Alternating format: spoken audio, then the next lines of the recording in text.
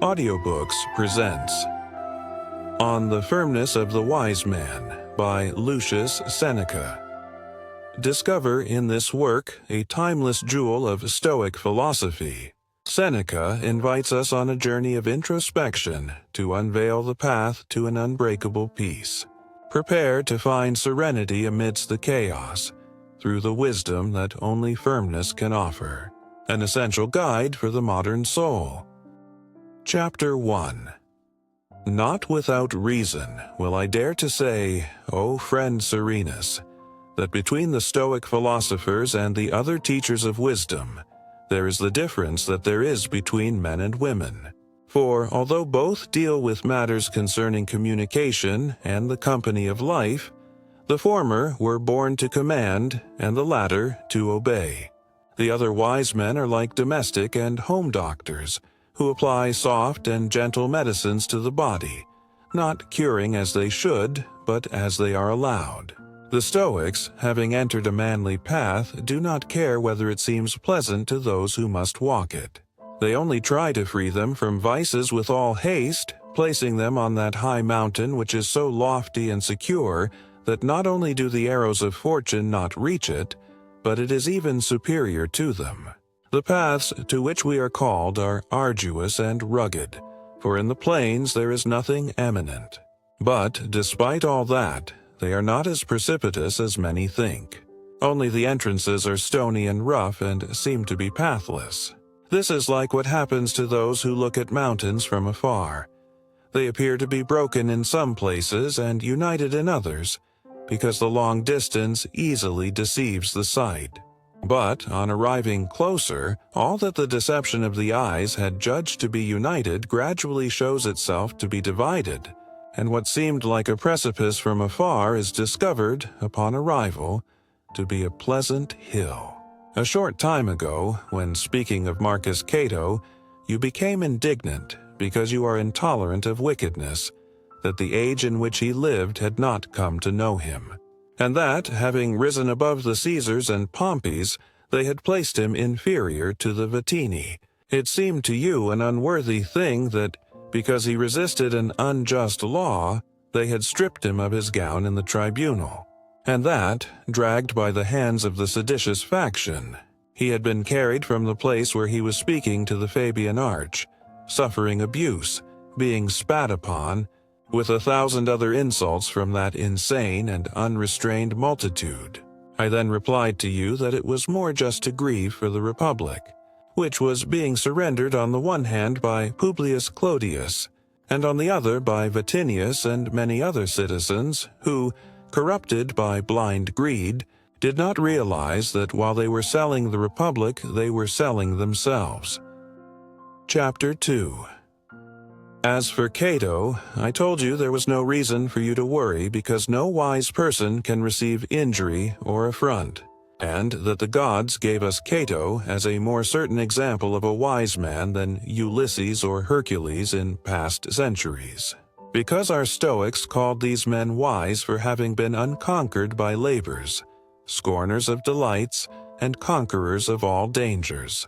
Cato did not come to blows with wild beasts, which is the pursuit of rustic hunters, nor did he chase monsters with fire or iron, nor did he live in the times when it could be believed that the sky was held up on a man's shoulders. But when the world was already mature, having discarded ancient credulity and arrived at complete shrewdness, he fought with bribery and countless other evils.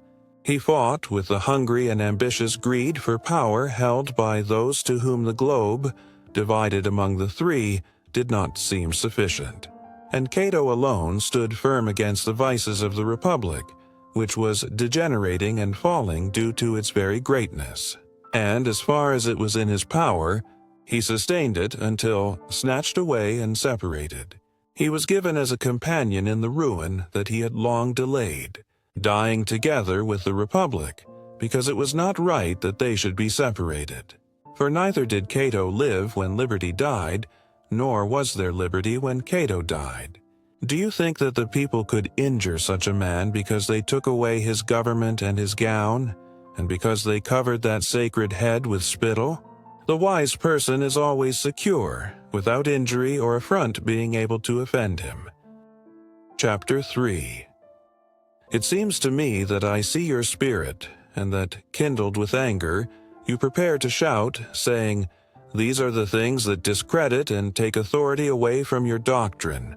You promise great things and such that not only cannot they be desired, but not even believed.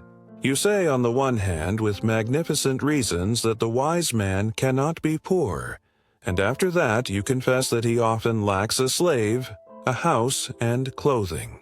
You say that he cannot be insane, and you do not deny that he can be alienated and speak some ill-composed reasons, and everything to which the force of the disease gives him audacity. You say that the wise man cannot be a slave, and you do not deny that he can be sold, and that he must obey his master performing all servile duties. With which, raising your brow high, you end up falling into the same thing as others and only change the names of things. I suspect the same thing happens in what you say, that the wise man cannot receive injury or affront. A beautiful and magnificent proposition at first glance. There is a great difference between the wise man not having indignation and his not receiving injury. If you tell me that he will endure it with gallantry of spirit, that is not a particular thing, but rather becomes very common, because it is patience that is learned with the continuation of receiving injuries. But if you tell me that he cannot receive injury, and in this you intend to say that no one can attempt to do it to him, I tell you that, leaving all my business, I immediately become a Stoic. I did not determine to adorn the wise man with imaginary honors of words, but to place him in such a place where no injury is permitted. Will this perhaps be because there is no one who provokes and tempts the wise man? In nature, there is no thing so sacred that some sacrilege does not attack it. But the divine things do not cease to be at a great height because of this, although there are those who, without having to make a dent in them, rush to offend the greatness superior to their strength. I do not call that which can be wounded invulnerable, but that which cannot be offended. I will give you an example to know the wise man. Can it be doubted that unconquered strengths are more certain than inexperienced ones, since these are doubtful, and those accustomed to conquering constitute an indubitable firmness? In this same way, judge the wise man who is not offended by injury to be of better quality than the one to whom it was never done. I will call him a strong man whom wars do not surrender, nor does the raised arms of his enemy terrify. And I will not give this surname to the one who enjoys resting leisure among lazy people. The wise man is the one whom no injuries offend, and so it does not matter that many arrows are shot at him because his chest is impenetrable. In the same way that there are many stones whose hardness is not overcome by iron, and the diamond can neither be cut, wounded, nor nicked. Rather, it rejects everything that willingly opposes it. And in the same way that there are some things that are not consumed by fire, rather they preserve their vigor and nature in the midst of the flames. And in the same way that high cliffs break the fury of the sea, without signs of the cruelty with which they are lashed by the waves being seen in them. In this very way, the soul of the wise man, being firm and solid, and prepared with its strengths, will be safe from injuries like the things we have referred to. Chapter 4. Will there perhaps be someone who attempts to injure the wise man? He will attempt it, but he will not succeed, because he will find him at such a distance, set apart from contact with inferior things, that no damaging force will be able to reach where he is. When the powerful, exalted by their empire, and those who are strong through the consent of those who humble themselves before them, attempt to harm the wise man, their attacks will remain as powerless as those things that are shot high with a bow or crossbow. Though they may sometimes be lost to sight, they fall back down without touching the sky. Do you think that ignorant king, who darkened the day with a multitude of arrows, managed to offend the sun with any of them? or that, having thrown many chains into the sea, he was able to capture Neptune. In the same way that divine things are exempt from the hands of men, without the divinity receiving injury from those who set fire to their temples, nor from those who form their images. So everything that is attempted against the wise man, stubbornly, insolently, and arrogantly, is attempted in vain. You will say that it would be better if no one attempted to offend him. You are seeking a difficult thing in desiring innocence in the human race. It would be of greater interest to those who want to injure the wise man not to do it, than the interest the wise man has in not receiving it. But even if it is done to him, he cannot suffer it. Rather, I judge that wisdom, which shows itself tranquil amidst the things that oppose it, is the one that has the most strength. In the same way that it is an indication that the emperor is powerful in arms and soldiers when he judges himself safe in the enemy's lands. Let us separate, if you please, friend Serenus, injury from affront. The first is graver by nature, and the second is lighter, and only delicate people judge it as heavy. And not being damaged by it, but only offended, the neglect and vanity of souls is so great that there are many who think that nothing more bitter can happen to them. You will find some slave who would rather be whipped than slapped, and who judges death to be more tolerable than injurious words. Because we have already arrived at such great ignorance that we do not feel pain so much as we feel its opinion. Like children who are frightened by shadows, the deformity of people and bad faces, and are made to cry by unpleasant names to the ears, and the threats of fingers and other things from which, as little foresightful, they flee. Chapter 5. The purpose of injury is to do some evil, but wisdom does not leave room for it to enter, because for wisdom there is no other evil but baseness, which has no entry where virtue and honesty once entered, according to which it is a certain thing that injury cannot reach the wise man, because suffering some evil is what is called injury. And if the wise man does not suffer it, it is evidence that injury has nothing to do with him, because all injury is a certain diminution of the subject upon whom it falls, it not being possible to receive it without some loss, either in the body, or in dignity, or in any of the things that are outside of us. But the wise man cannot lose anything, because he has everything deposited within himself, without having given anything over to fortune, holding all his goods in a firm place, and contenting himself with virtue, which does not need fortuitous things. And so it can neither increase nor decrease, because what has reached the summit has nowhere else to go, and fortune only takes what she gave. And since she did not give virtue, she cannot take it away. This is free, inviolable, firm, unconquerable, and so strengthened against events that it can not only not be overcome, but not even inclined. It has its eyes wide open against the apparatus of terrible things, and makes no change in its countenance, whether prosperous or adverse events are set before it. And finally, the wise man never loses that which can cause him sorrow, because he only possesses virtue, of which he cannot be dispossessed, and of the other things he has a precarious possession. Who, then, laments the loss of what is someone else's? Therefore, if injury cannot harm the things that the wise man considers his own because they are fortified with virtue, then injury cannot be done to the wise man.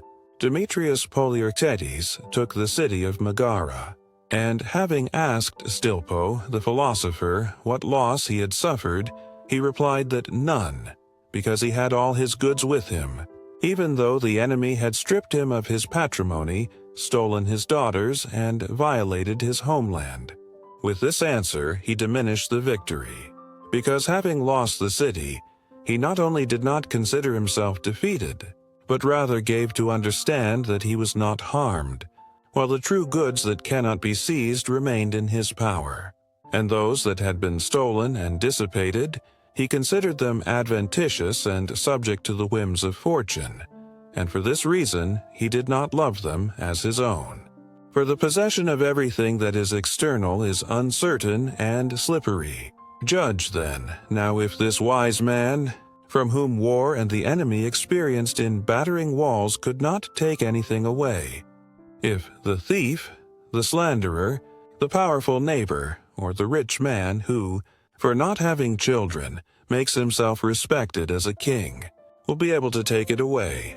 Among the swords gleaming everywhere, and among the military tumult for the prey, between the flames and the blood, among the ruins of a sacked city, and among the fire of the temples that were falling upon their gods, there was only peace in this man. According to this, there is no need for you to judge my proposition as daring, because if you have little credit in me, I will give you a surety. And if it seems to you that there cannot be such firmness or such greatness of spirit in a man, what will you say if I place before you one who says the following? Chapter 6. There is no reason for you to doubt that there is a man born who can rise above human things, looking calmly at sorrows, losses, sores, wounds, and finally, the great movements that roar around him, while he placidly suffers adverse things and moderately prosperous ones, neither surrendering to the former nor becoming conceited with the latter, being one and the same among such diverse cases, and without judging that there is anything that is his own, except himself, and this in the part where he is best. Here I am to prove this truth to you with this destroyer of so many cities. The high towers may crumble with the battering of the walls, and suddenly fall with secret mines. The bulwarks may rise in such a way that they equal the most exalted fortresses, but no military machines will be found to move a well-fortified spirit. I freed myself, he says, from the ruins of my house, and I fled through the flames that were gleaming everywhere. And I do not know if the fate my children will have had will be worse than the public one. I, alone and old, seeing myself surrounded by enemies, say that all my property is safe, because I have and possess everything that I had of myself. You do not have to judge me defeated, nor consider yourself a victor. Your fortune was the one that conquered mine. I ignore where those perishable things are that changed owner, but what concerns me is with me and will be always. In this case, the rich lost their riches, the lustful their loves, and the mistresses loved at great cost lost their shame. The ambitious lost the tribunals and marketplaces, and the other places destined to publicly exercise their vices. The usurers lost the deeds in which avarice, falsely joyful, had placed its thought. But I have everything free and without injury. You can ask those who cry and lament, and those who oppose their naked chest to naked swords to defend their riches, and those who, fleeing the enemy, carry their bosoms loaded, what they lost. Hold, then, as a certain thing, friend Serenus, that perfect man, full of all human and divine virtues, lost nothing, because his goods were surrounded by firm and impregnable walls. Do not compare to it the walls of Babylon that Alexander leveled, not the castles of Carthage and Numantia, one with an army, not the capital and its fortress, for all of them have the marks of the enemies. But those that defend the wise man are safe from fire and assaults, without there being a breach to enter, because they are high, exalted, and equal to the gods. Chapter 7. You will not be right in saying what you usually do, that this wise man of ours is nowhere to be found, because we do not feign this vain greatness of the human understanding, nor do we publish a grand concept of a false thing. Rather, as we form it, we give it to you, and we will give it to you, although it is found rarely and with long intervals of time, because great things that exceed the common and customary way are not born every day. Rather, I suspect that this Cato of ours who gave rise to our dispute is superior to our example. And finally, the one who offends must have greater strength than the one who receives the offense. For if wickedness cannot be stronger than virtue, it is clear that the wise man cannot be offended. Because only those who try to injure the good are wicked, because there is always peace among the just. And since only the inferior and the wicked can be offended, it is the wicked who are offended by the good. And the good cannot receive injury except from those who are not good. It is clear that the wise man cannot be injured. And I do not have to warn you again that there is no one else who is good but the wise man. You will tell me that although Socrates was unjustly condemned, he finally received injury. For this, it is convenient for us to know that it can happen that someone does me an injury and that I do not receive it. As if a person, having stolen something from my farm, placed it in my house. This person committed theft, but I did not lose anything. Thus, one can be a wrongdoer without doing harm. A married man sleeps with his wife, judging that she is another's. This man will be an adulterer without the woman being one. They give him some poison that, mixed with the food, lost its strength. But by giving me the poison, although it did not harm me, he made himself subject to guilt. And the one whose dagger was frustrated by clothing does not cease to be a thief. All wicked deeds are perfect as to guilt, even if the effect of the work is not achieved. But there are some so united that one cannot be without the other. I will try to make what I say evident. I can move my feet without running, but I cannot run without moving them. I can be in the water without swimming, but I cannot swim without being in the water. This is the quality of what I am dealing with. If I received the injury, it is necessary that it be done. But it is not necessary that because it was done, I have received it, because many things may have occurred that have averted the injury. And just as some events can stop the raised hand and turn aside the shot arrows, so there can be something that repels any injuries, stopping them, so that although they are done, they are not received. Besides this, justice cannot tolerate injustice, because two opposites are not compatible, and injury cannot be done except with justice. Chapter 8. There is no reason for you to be surprised when I tell you that no one can injure the wise man, since no one can benefit him either.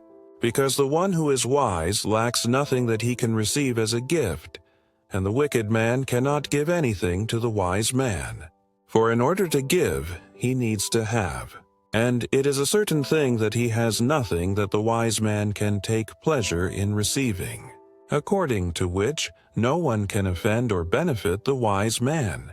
In the same way that divine things neither wish to be helped, nor can they be offended in themselves. The wise man is very close to the gods, and, except in mortality, he is similar to God. And he who walks and aspires to lofty things, regulated with reason, intrepid, and which run with an equal and harmonious course, and to safe and benign things, having been born for the public good, being salutary to himself and to others, such a person will not desire humble things.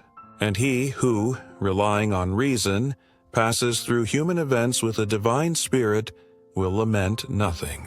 Do you think I only say that I cannot receive injury from men? Well, I say that not even from fortune, which, whenever it had encounters with virtue, came out inferior. If that which the angry laws or the cruel masters cannot pass to threaten us, and that where the empire of fortune ends and terminates, we receive it with a placid, equal, and joyful spirit. Knowing that death is not evil, we will know for the same reason that it is not an injury either.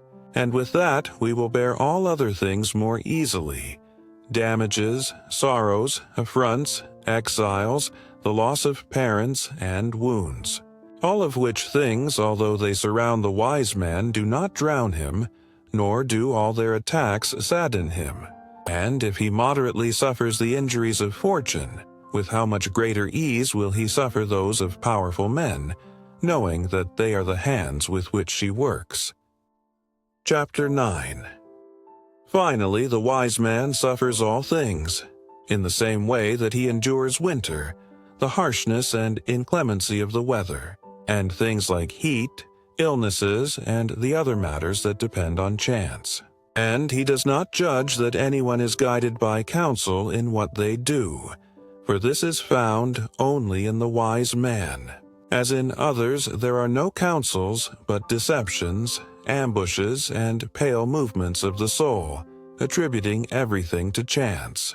Because everything that is casual and fortuitous, if it becomes enraged and altered, is outside of us. And do you also think that those by whom some danger is prepared for us have ample material for injuries, sometimes with assumed witnesses, sometimes with false accusations, sometimes irritating the powerful against us, with 1,000 other robberies that even occur among those in long robes? Also considering it an injury if their gain is taken away, or the prize long sought, if the inheritance sought with great diligence turned out to be uncertain for them, taking away the favor of the house that should have been profitable for them.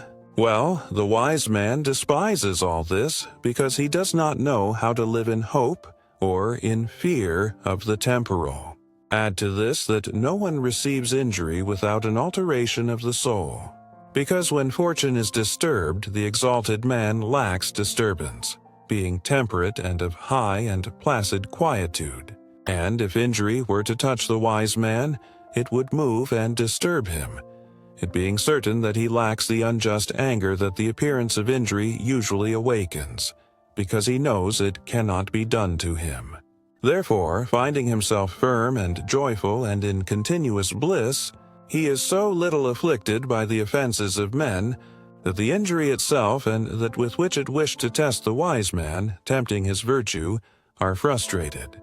I beg you to favor this intention, and to assist it with equanimity of mind and ears. And it is not because the wise man is exempt from injury that your shamelessness or your most covetous desires, nor your temerity or arrogance, are diminished somewhat. Because with your vices standing firm, this liberty of the wise man remains in its being. We do not say that you do not have the faculty to injure him, but that he casts aside all injuries and defends himself with patience and greatness of soul.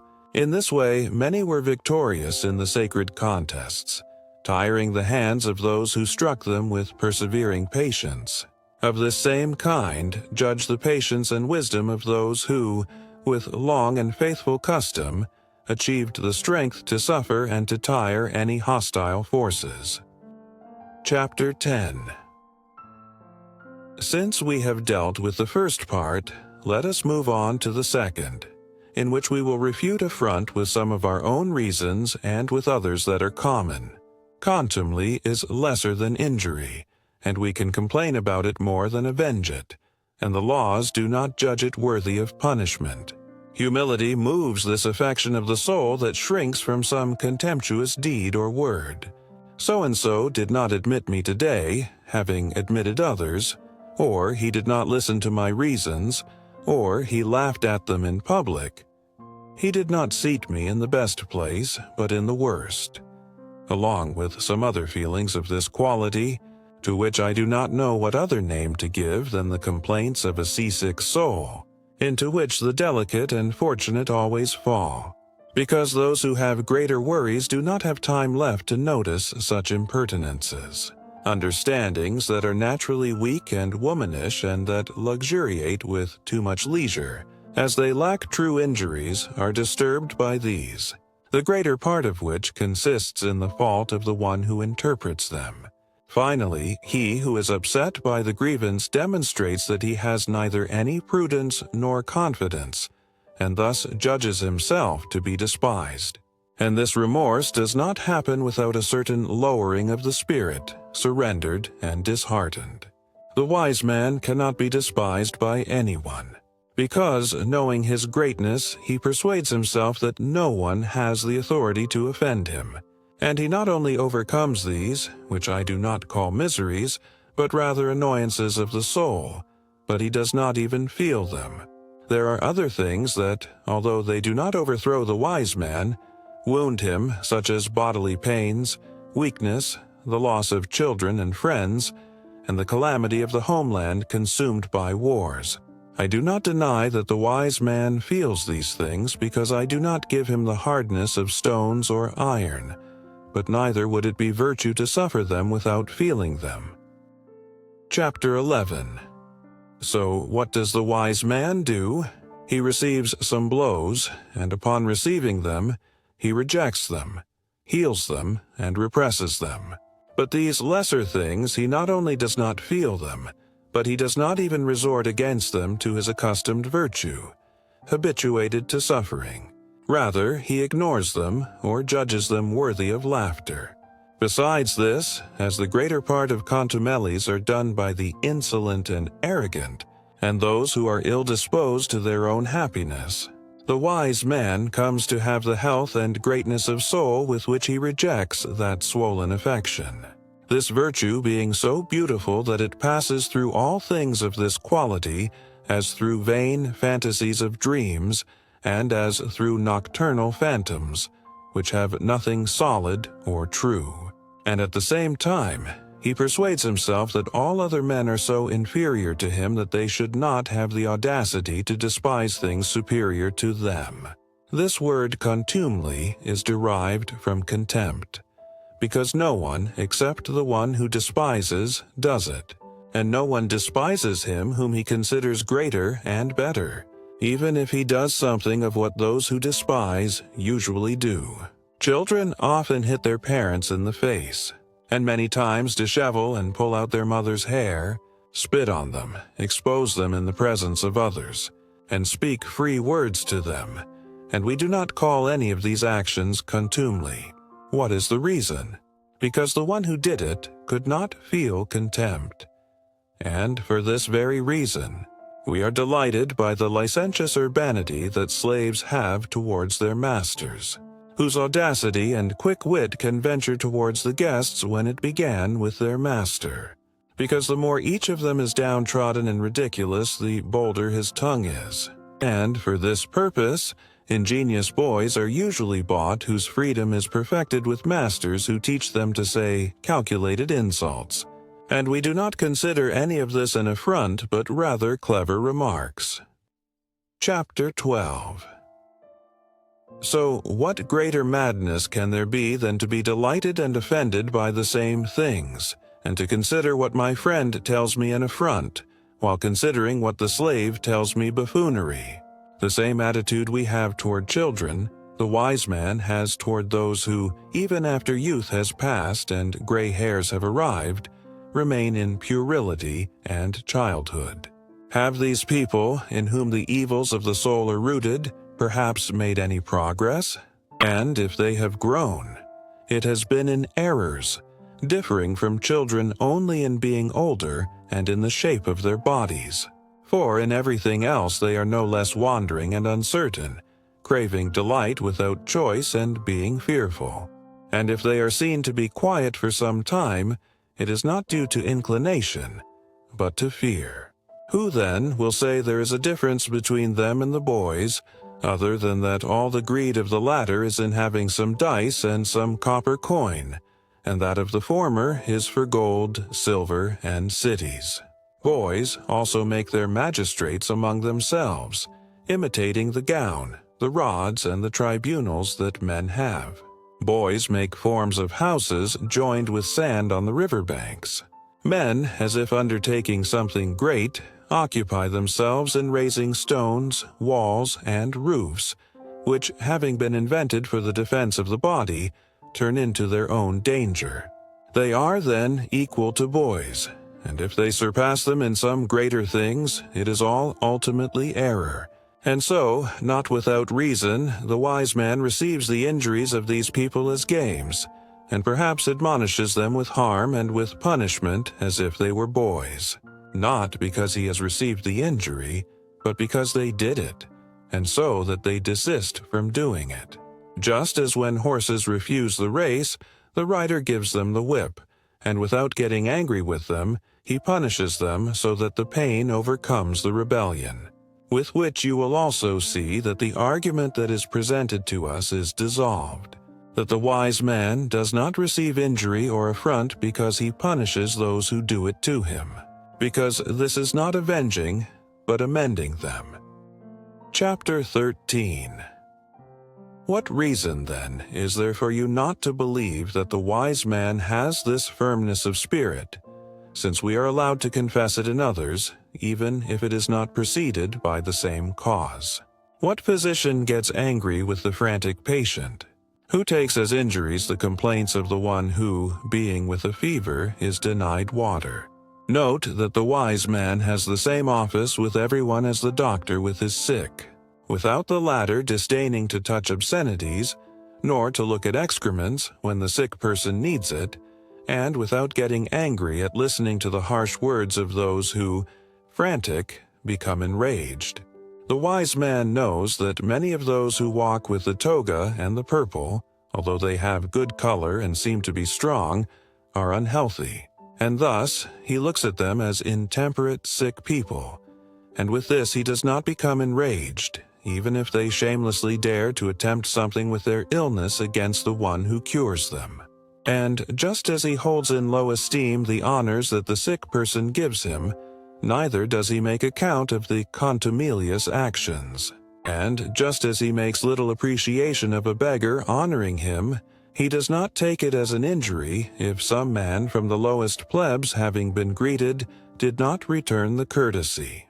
Nor is he more esteemed because many rich people esteem him, because he knows that in nothing do they differ from beggars, but rather are more unhappy, because the poor need little and the rich need much.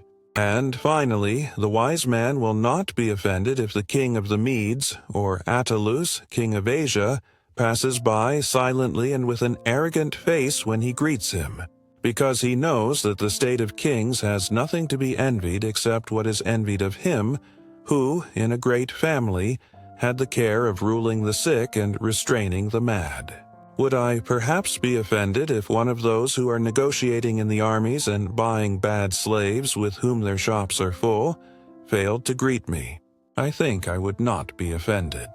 Because what good thing does that one have in whose power there is no one who is not wicked?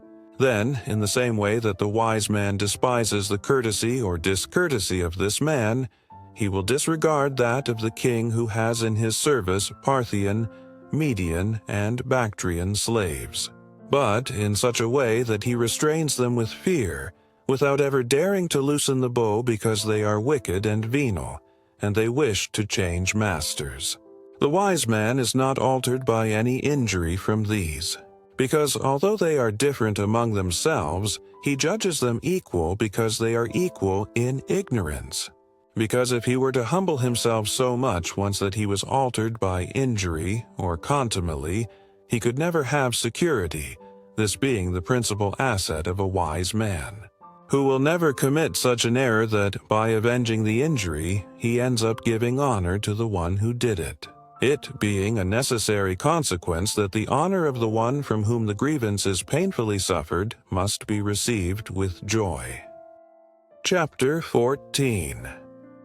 There are men so foolish that they judge they can receive affront from a woman. What does it matter that she is rich, that she has many litter bearers, that she wears expensive earrings, that she rides in a wide and costly chair? For with all this she is an imprudent animal, and if no science and much erudition is attached to her, she is a beast who does not know how to restrain her desires. There are some who bear impatiently being pushed by the shaggy-haired servants who accompany them, and they take it as an affront to find difficulty in the doorkeepers and arrogance in the one who takes care of visitors, or a frown on the chamberlain. Oh, how convenient it is to awaken laughter on these occasions, and how the spirit should be filled with delight when in its quietude it contemplates the errors of others. So what is to be done? Should the wise man not approach the doors guarded by a harsh and unpleasant doorkeeper? If some case of necessity obliges him, he may attempt to approach them, first taming the one who guards them like a biting dog with some gift, without minding making some expense so that they let him reach the thresholds. And considering that there are many bridges where passage is paid, he will not be indignant to pay something, and he will pardon the one who is in charge of this collection, whoever he may be, for he sells what is exposed to sale. It is the mark of a small spirit to show himself proud because he spoke freely to the doorkeeper, and because he broke his rod and entered to the master and asked him to order him punished. He who insists makes himself a competitor, and even if he wins, he has already made himself equal.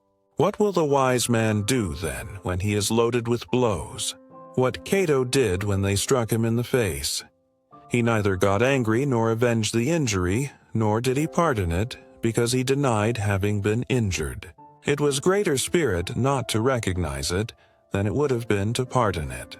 And we will not dwell much on this, because who is there who ignores that the wise man has a different concept of these things that are considered good or bad than others? He does not set his eyes on what men consider wicked and unhappy, because he does not walk where the populace walks. And just as the stars make their journey contrary to the world, so the wise man walks against the opinion of all. Chapter 15. Cease, then, to ask me how the wise man does not receive injury if they wound him or put out his eyes, and that he does not receive affront if they carry him through the squares, hearing reproaches from the base people. And if they order him to eat under the table at royal banquets with the slaves of the lowest duties. And finally, if he is forced to suffer any other ignominy of those that, even only thought of, are annoying to any inherent shame. In the way that these increase, whether in number or in greatness, they will always be of the same nature. With which, if the small ones do not offend, the great ones should not offend either. And if not the few, neither the many. You draw conjectures for the Great Spirit from your weakness.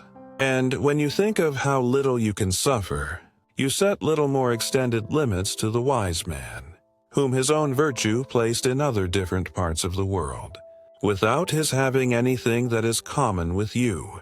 Therefore, he will not be drowned by the flood of all the harsh and grave things to suffer, nor by those things worthy for the ear and sight to flee from them.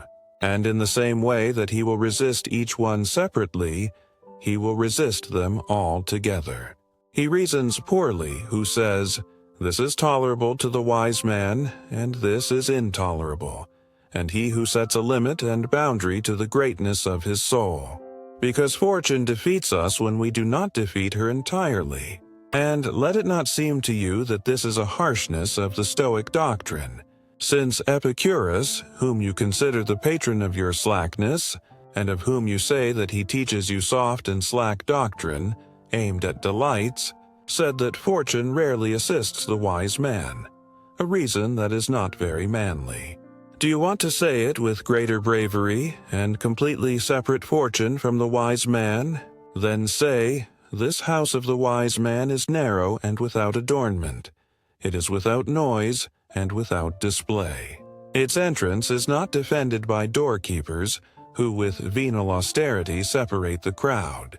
But through these unoccupied thresholds and not guarded by doorkeepers, fortune does not enter, because she knows she has no place where she knows there is nothing that is hers." And if even Epicurus, who dealt so much with the comfort of the body, had spirit against injuries, what thing should seem incredible among us or placed outside the possibility of human nature? He said that injuries were tolerable to the wise man, and we say that for the wise man there are no injuries. Chapter 16. And there is no reason for you to tell me that this is repugnant to nature, because we do not say that being whipped, being repelled, and lacking a member is not an inconvenience, but we deny that these things are injuries. We do not take away the feeling of pain from them. We take away the name of injuries from them, which does not have an entry where virtue remains unharmed. Let's see which of the two speaks more truthfully. Both agree on the contempt for injury. You ask me, if this is so, what is the difference between them? The one there is between the very strong gladiators, where some, enduring the wounds, stand firm, and others, turning their eyes to the people who cry out, give indications of their little courage, not deserving that intercession be made for them. Do not think that it is a great thing in which we disagree. We are only dealing with that which belongs only to us. Both examples teach us to despise injuries and contumelies, which we can call shadows and appearances of injuries, for whose contempt it is not necessary for the man to be wise, it is enough for him to be prudent, and for him to be able to make an examination, asking himself if what happens to him is his fault or not. Because if it is his fault, it is not a grievance, but punishment. And if it is not, the shame remains with the one who does the injury. What is this thing we call contumely? That you mocked my baldness, my eyes, my legs, or my height. What is the grievance in telling me what is manifest? We laugh at many things that people say to us in front of one person, and if they say it to us in front of many, we become indignant, taking away the freedom for others to tell us what we tell ourselves many times. We are entertained by moderate jokes, and we get angry with those that lack moderation. Chapter 17. Chrysippus relates that one person became indignant against another because he called him a sea-ram. And in the Senate we saw Fidus Cornelius, Ovid's son-in-law, cry because Corvus called him a plucked ostrich. He had shown courage against other bad words that defamed his customs and his life, and with this one, tears fell ugly from him. So great is the weakness of the soul when it departs from reason. What shall we say about being offended if someone imitates our speech and our steps, or if he declares some vice of ours in our tongue or in our body? As if these defects were manifested more by others imitating them than by us having them. Many listen with sorrow to the old age and gray hairs that they reached with desires. Others were offended that their poverty was noted, hiding it from others when they lamented among themselves.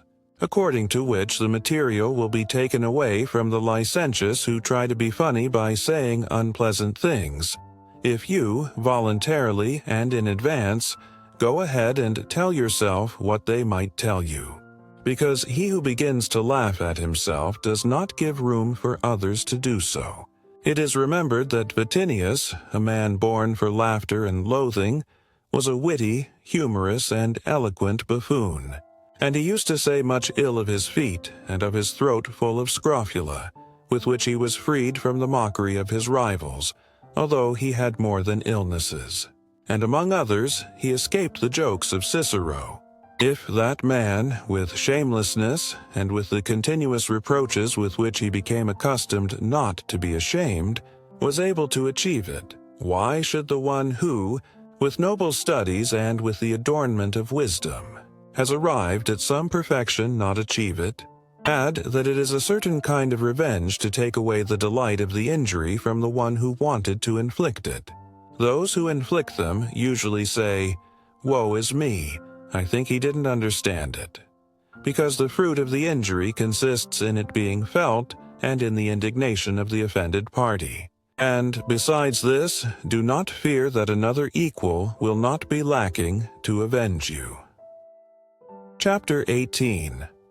Among the many vices with which Gaius Caesar abounded, he was admirably noted for being notorious in needling everyone with some remark, he himself being such an easy target for laughter, because his pale ugliness was such that it gave indications of madness, having his twisted eyes hidden under his wrinkled forehead, with great deformity of a bald head devoid of hair, and a nape full of bristles, his legs very thin, with badly formed feet. And with all these faults, it would be to proceed infinitely if I wanted to recount the things in which he was shameless to his parents and grandparents and to all states. I will refer only to what was the cause of his death. He had Valerius Asiaticus as an intimate friend, a fierce man who could barely tolerate the grievances of others. To this man, then, he objected out loud at a banquet and a public conversation about what his wife was like in the venereal act. O holy gods, that a man should hear this, and that a prince should know this, and that his license should reach so far that I do not say to a consular man, not to a friend, but to any husband, a prince dared to recount his adultery and his disgust. Of Cherea, tribune of the soldiers, it was said that because the tone of his voice was languid and weak, he became suspicious. To this man, whenever he asked for the name, Gaius was given to him, sometimes that of Venus, and other times that of Priapus, noting as effeminate the one who handled arms. And he said this while walking laden with finery and jewels, both in his clothes and in his footwear. With this he forced him to arrange with the iron not to come any more to ask him for the name.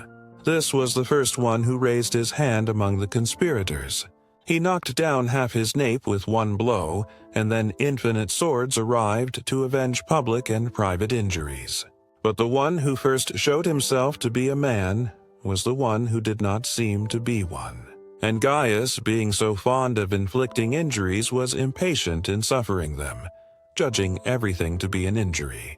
He became angry with Herennius Macer, because greeting him, he called him only Gaius. And an outstanding soldier was not left unpunished because he called him Caligula, this being the name he was usually called, for having been born in the armies and being a pupil in the legions. And he, who with this surname had become familiar to the soldiers, having now put on the boots of greatness, judged it a reproach and an affront that they called him Caligula. Let it be, then, a consolation to us when our meekness leaves vengeance, that someone will not be lacking to punish the shameless, arrogant, and injurious one. Vices that are not exercised in only one person nor in only one affront. Let us set our eyes on the examples of those whose patience we praise, such as Socrates, who took well the slanders against him expected and published in the comedies, and he laughed at them, no less than when his wife Xanthippe sprinkled him with dirty water. And Iphicrates, when it was objected to him that his mother, Teresa, was a barbarian, replied that the mother of the gods was also from Phrygia. Chapter 19. We must not come to blows. We must draw our feet far away, despising everything that the imprudent do, because such things can only be done by those who are imprudent. We must receive the honors and affronts of the populace with indifference, neither rejoicing with the former nor grieving with the latter, because in this way we will cease to do many necessary things due to the fear or boredom of injuries. And we will not attend to public or private duties, and perhaps those important for health, while we are distressed by an effeminate fear of hearing something against our spirit. And at other times, being angry against the powerful, we will discover this affection with intemperate shamelessness. And if we think that it is freedom not to suffer something, we are mistaken, for rather it is to oppose the spirit to injuries, and to make oneself such that one expects things worthy of joy only from oneself, separating external things in order not to live a restless life, fearing the mockery and the tongues of all, because what person is there who cannot inflict an affront, if anyone can inflict one? But the wise man and the lover of wisdom will use different remedies.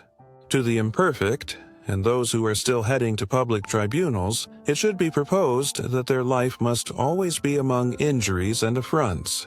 Those who have expected them, all things seem more tolerable to them. The more advanced one is in nobility, in fame, and in wealth, the more courage he must show, bringing to mind that the most courageous legions take the vanguard. Let him suffer the affronts, the bad words, the ignominies, and the other insults as the clamor of enemies, and as remote weapons and stones, which make a noise near the helmets without inflicting a wound.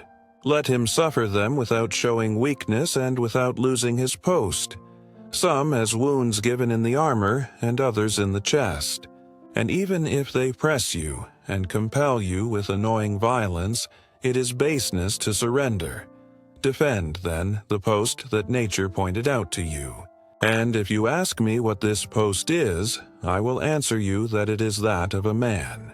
The wise man has another diverse help from yours, because you are in the fight, and for him the victory is already won. Do not show repugnance to your good, and while you arrive at what is true, encourage this hope in your spirits and receive with pleasure what is better, and confess with opinion and with desires to say that in the republic of the human race there is someone invincible, and in whom fortune has no empire.